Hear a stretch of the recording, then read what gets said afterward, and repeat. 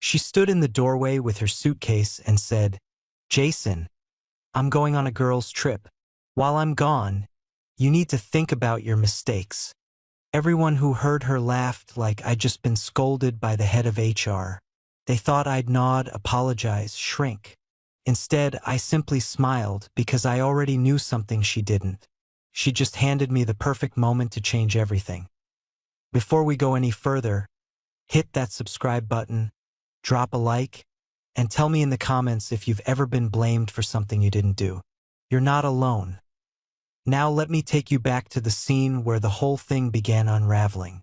It was a Thursday evening, one of those quiet nights where the house feels heavier than usual. Dinner was still cooling on the table because she'd come home late again. Heels clicking, perfume sharp, irritation radiating from her before she even opened her mouth. The TV was muted, the lights were warm, and I was sitting there pretending peace existed in that room, even though every inch of it felt like another test I would somehow fail. Lisa tossed her handbag onto the couch like the whole living room owed her money. She didn't say hi. She didn't ask about my day. Instead, she scanned the kitchen like an inspector looking for violations.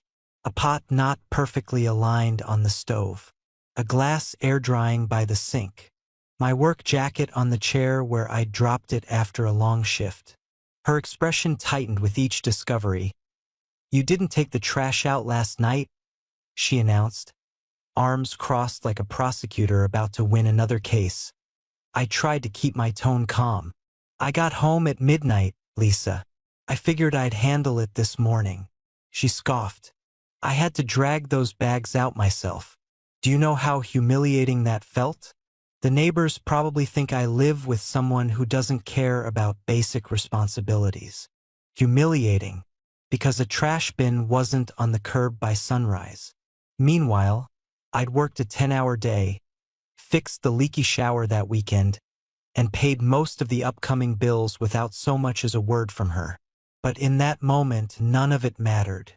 All she saw was another imaginary failure.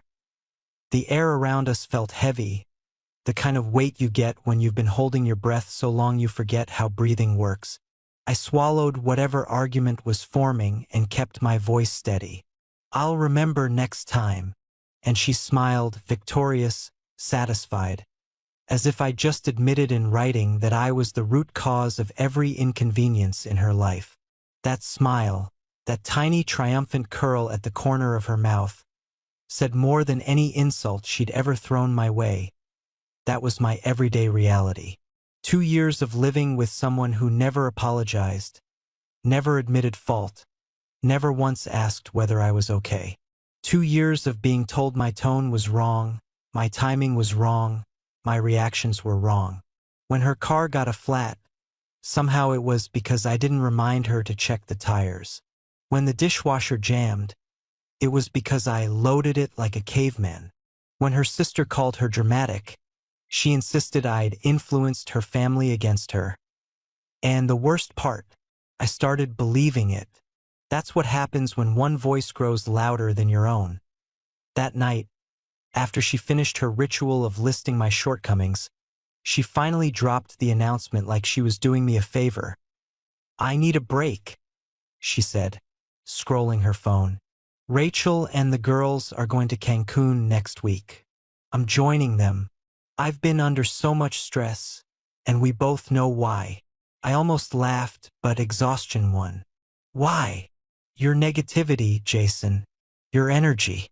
It affects the whole house. I can't thrive in chaos." Chaos. That's what she called the quiet man paying bills on time, fixing things without being asked, keeping the peace because fighting felt like drowning. "And while I'm gone," she continued, pointing a perfectly manicured finger at me, "I want you to really think about what you're bringing into this relationship. Think about your mistakes. All of them." She expected me to apologize, to grovel, to promise I'd try harder. But instead, I simply nodded. "All right," I said. "I will." Because in that moment, in the warm lamplight of our spotless kitchen, listening to a woman who hadn't taken responsibility for anything in years, I finally felt something new stirring beneath the exhaustion. Not anger, not fear, not defeat. Clarity. And clarity is a dangerous thing, especially for someone who's been silent too long. The morning she left, the house felt strangely still, like the quiet after a storm that's been raging for years. Lisa stood in the doorway with her oversized suitcase, sunglasses perched on her head like she was about to grace a red carpet instead of an airport check-in line. "Remember what I said," she told me, smoothing her hair. "Think about your mistakes. I'll expect real accountability when I get back." I walked her to the rideshare, kissed her cheek the way she liked, as if the world were watching, and said, "Safe travels. I'll be doing a lot of thinking." She smiled, satisfied, completely unaware that I meant something entirely different. The moment her car turned the corner, the silence rushed in. Not the tense, waiting to be criticized kind. This was a silence that felt like oxygen. I stepped into the living room, looked around, and breathed for the first time in months. No eyes watching me. No sighs assessing me. No commentary waiting to pounce. Just me. The first text came 20 minutes later. "Flight delayed an hour. Already stressed. This wouldn't happen if things at home weren't so negative." I stared at it, waiting for the reflexive guilt that usually hit me like a punch. But nothing came. Instead, I made myself a sandwich on plain white bread, exactly the kind she hated, and let the crumbs fall where they wanted. The next message arrived at boarding. "Remember, use this week productively. We both need growth." Growth, right? I typed back, "Enjoy the sun," and then I shut my phone off for the rest of the afternoon. By Monday morning, something inside me had shifted. I woke up at 7 instead of 6, made coffee without worrying whether the grinder was too loud, sat on the couch, really sat on it, not perched like I was ready to spring up at any second, and watched ESPN with the volume above a whisper. No commentary about sports being childish. No accusations that I wasn't emotionally present. Just me and the game. By noon I realized something shocking. I hadn't apologized once. Not for breathing, not for existing, not for forgetting some invisible rule of hers. I couldn't remember the last morning I'd lived without saying, "Sorry." On Tuesday I called in sick. I wasn't sick. Just finally aware of how badly I needed a day that belonged entirely to me. I drove to a diner she despised because it lacked atmosphere. It had atmosphere to me. Real people, real conversations, the smell of bacon and coffee that wasn't artisanal. I sat by the window with a newspaper I actually got to read. Nobody corrected the way I held my fork. Nobody sighed disapprovingly at my order. Nobody rolled their eyes at the way I buttered toast. I felt human again. As I ate, I started forming a list, not of my supposed faults, but of facts. Hard, unfiltered facts. For 3 years, I hadn't chosen a single thing in our house. Not a pillow, not a lamp, not even the brand of laundry detergent. Every choice belonged to her, and my role was to fund it and pretend my opinion mattered. For 3 years, she told me what her coworkers said, what her friends said, what her yoga instructor said. But not once did she ask how my day was and actually listen to the answer. For 3 years, every vacation, every dinner out, every movie night was planned around what she wanted, and I learned to convince myself I wanted it too. Wednesday brought a photo from her trip. Lisa at a beach bar with some guy I didn't recognize, his arm around her shoulders, both of them smiling like they'd known each other for years. The caption read, "Surrounded by positive energy for once." My thumb hovered over the screen, waiting for jealousy, anger, fear, but none showed up. I felt only a strange calm. If this guy wanted to spend his time validating her every dramatic mood swing, he was welcome to the job. My own energy, for the first time in years, wasn't being siphoned off to fuel her constant need for reassurance. That night, I did the unthinkable. Ordered a pizza, ate it straight from the box, and watched an action movie at full volume. No commentary about the plot being shallow. No lectures about how dinner should be an intentional ritual. No policing the crumbs or the cheese. Just simple, unfiltered pleasure. By Thursday, clarity wasn't a flicker anymore. It was a flame. The more time I spent in my own home without her voice slicing through every moment, the more I recognized the person I used to be. Confident, steady, capable. Someone who didn't question every move he made. Someone who didn't shrink to fit the preferences of the person standing next to him. I sat down with a regular beer. None of that craft stuff she insisted made us look elevated. And thought about her assignment. Think about my mistakes. Fine. I did. And none of them were the ones she had in mind. That I realized something raw and uncomfortable as I looked around the quiet, peaceful room. I had spent 3 years confusing endurance with devotion. 3 years letting someone chip away at me one criticism at a time. 3 years believing that being a good husband meant disappearing. And now, sitting there with that cold bottle in my hand, I understood something with absolute certainty. I wasn't disappearing anymore. By Friday morning, the flame inside me had turned into something sharper. Resolve. I made a single phone call that felt like stepping out of a cage I didn't realize I'd locked myself in. The law office put me in touch with an attorney named Harper, a calm, steel-spined woman who listened without flinching as I laid out 3 years of small cuts that had added up to something deep. By the time she handed me the paperwork and told me to bring everything back Monday with the retainer, I felt lighter than I had in ages. When Lisa's nightly beach update pinged my phone, another group photo, another caption about finally remembering what joy feels like when you're not walking on eggshells. I typed back, "Glad you're having fun. Enjoy your last night." She assumed I meant her last night in Cancun. She didn't realize it was something else entirely. Monday, I walked out of the attorney's office with signed documents in a folder under my arm and a strange, steady calm running through me. Not triumph, not anger, just clarity, real clarity. By the time I got home, Lisa texted that she'd landed and couldn't wait to tell me about her growth. I placed the folder on the kitchen table, made myself a simple lunch, and waited.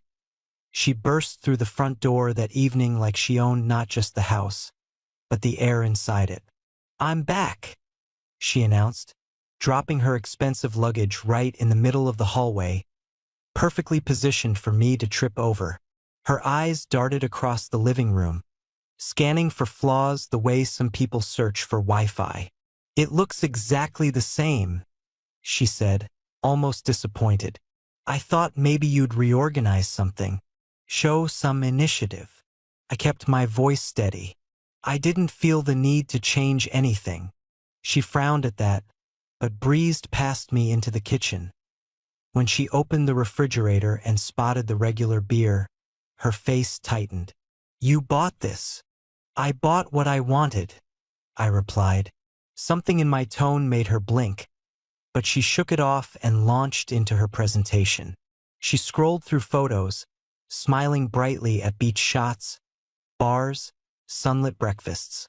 Then she held up a picture of that guy, Derek, arm around her, both laughing like they were shooting a commercial for freedom.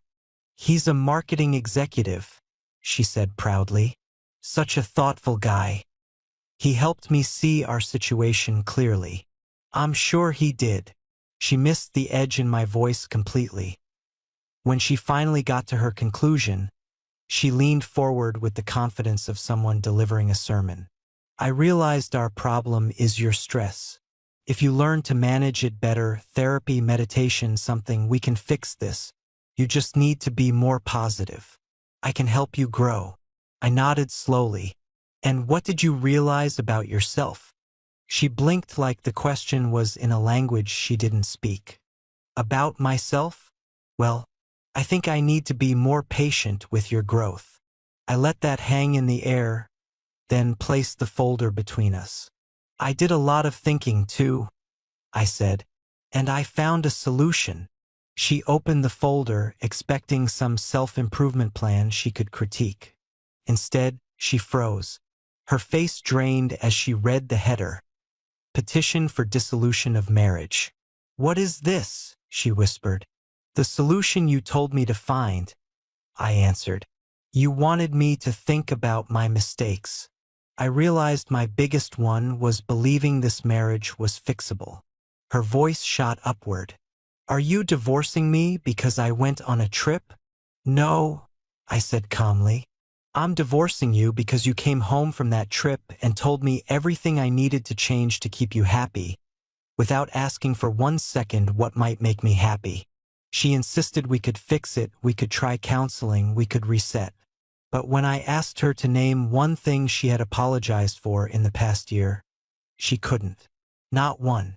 She tried to spin it into how she absorbed my moods, how my quietness made her anxious, how she needed more stability from me.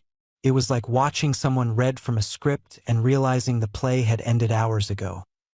When I told her I wanted a partner, not a critic, she accused me of being dramatic. When I asked her what she actually liked about me, she said I was reliable, like a coffee maker. When I asked for one thing she enjoyed about my personality that didn't involve what I provided, she had no answer at all. Eventually she sat down, defeated, staring at the divorce papers as if they were written in fire. You can't decide this alone, she said. Watch me, I replied. For the first time in 3 years, the room was full of my voice and not the echo of hers. She left the next morning after one last attempt to negotiate.